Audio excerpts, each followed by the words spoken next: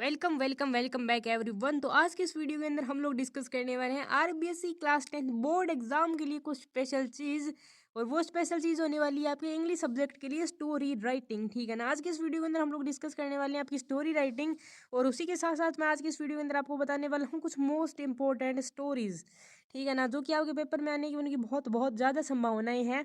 And मैं कुछ ज़्यादा ही स्टोरीज मतलब थोड़ी सी ज़्यादा स्टोरीज लेके आया हूँ, क्योंकि आपके पास टाइम भी अभी काफ़ी ज़्यादा है। अगर आपके पास टाइम थोड़ा होता तो मैं थोड़ी कम स्टोरीज लेके आता।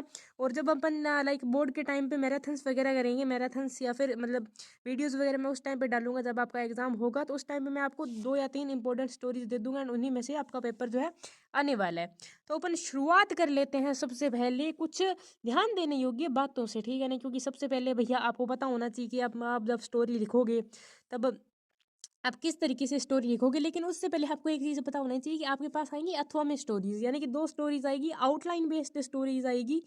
यानी कि आपको आउटलाइन उसकी दी हुई होगी और उस पर आपको स्टोरी लिखनी है। ठीक है ना, 2 स्टोरीज आपकी अथवा में आने वाली, दोनों ही आउटलाइन बेस्ड आएगी। तो सबसे पहले अपन बात कर लेते हैं आउटलाइन से स्टोरी लिखते समय निम्न बातों का आपको ध्यान रखना है।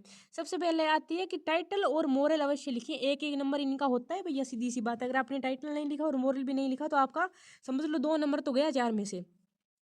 और 2 नंबर आपका जो अंदर की जो बॉडी होती है ना उसका आपको मिलता है। फिर एक और अवश्य बात कि स्टोरी यानी कि जो कहानी होती है ना वो हमेशा पास्ट टेंस में अपन लिखते हैं, क्योंकि कहानी हम बताते हैं तो हम बीती हुई बात को बताते हैं और उसी को कहानी कहते हैं। जबकि आपकी जो आउटलाइन दी हुई होती है ना वो आपके प्रेजेंट टेंस के अंदर दी हुई होती है। तो इस बात का आपको विशेषकर ध्यान रखना है, यानी कि आपको ये जो स्टोरी है वो पास्ट टेंस के अंदर ही लिखनी है।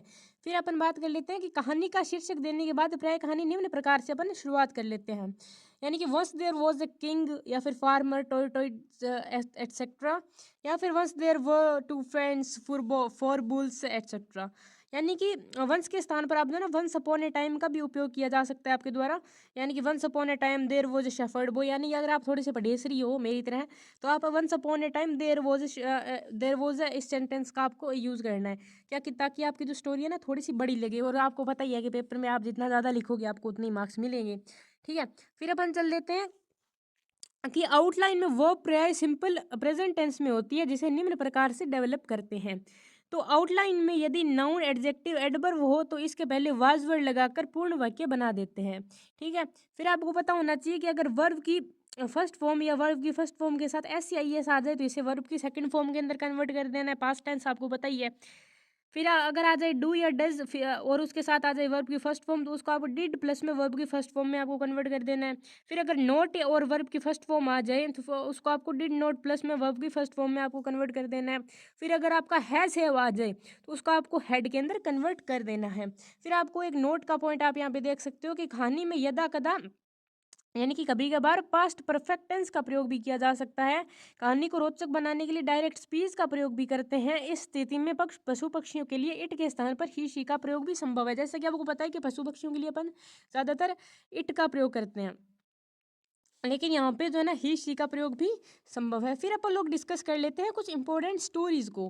ठीक है ना, यहाँ पे देख लो मैं आप लोगों के लिए 20 इंपॉर्टेंट स्टोरीज लेके आया हूँ, क्योंकि अभी आपके पास टाइम बहुत ज़्यादा है पेपर के टाइम पे। जैसे कि मैंने आपको बताया कि मैं आप लोगों के लिए मोस्ट इंपॉर्टेंट स्टोरीज लेकर आने वाला हूँ। इसके अंदर भी देख लो यार, ये आसान आसान सी है, जैसे कि वोल्फ एंड लैम्ब, ये आपकी हरिद्वार के अंदर आई थी। फिर लॉयन एंड माउस भी आपकी हरिद्वार के अंदर आई थी। The farmer and the snake, ये अपने पिछले साल आई थी। एंड कैप सेलर, ये भी अपने पिछले साल आई थी।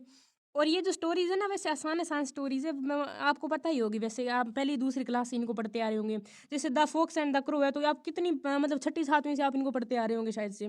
फिर रेबिट एंड टोरटोइज है, इसको भी आप छठी सातवीं से पढ़ते हुए आ रहे होंगे तो आपको याद ही होगी। बी एंड डव, इसको मैं बोल सकता हूँ, शायद आप लोगों के लिए नहीं होगी।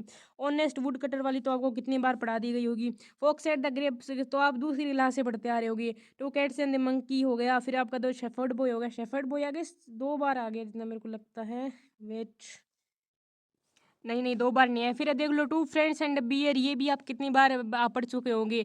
Four foolish bulls, union is strength, lion and the four bulls, ये वाली स्टोरी भी आप पढ़ चुके होंगे। बैड कंपनी तो पता नहीं कितनी बार पढ़ चुके होंगे।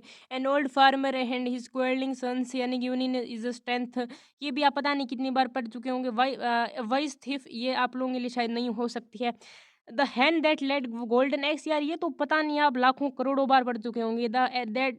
The elephant and the tailor ये भी आप पता नहीं कितनी बार पढ़ चुके होंगे। द हिडन ट्रेजर ये भी आप लोग कितनी बार पढ़ चुके होंगे। यानी कि ये बेसिकली मतलब आप लोगों की ज़्यादातर पढ़ी हुई स्टोरीज है और ये भी यही आती है पेपर के अंदर। आपको आउटलाइन तो दी हुई होगी आपकी, बस ग्रामर थोड़ी सी आपको इसमें ध्यान रख लेना ग्रामर का, एंड बाकी आपकी स्टोरी जो है ना वो हो जाएगी। और ज़्यादा आलतू फालतू बकवास मत करना स्टोरीज के अंदर, जितना आपको दिया गया हो ना और जितने आपसे शॉर्ट आप वाक्य बना सको, सेंटेंस बना सको, उतना ही बनाना। ज़्यादा फालतूगिरी करने की इसके अंदर कोई ज़रूरत है आपको है नहीं। तो आइए आज की इस वीडियो के लिए इतना ही रखते हैं, मिलते हैं जल्दी नेक्स्ट वीडियो में, तब तक के लिए bye bye, thank you so much.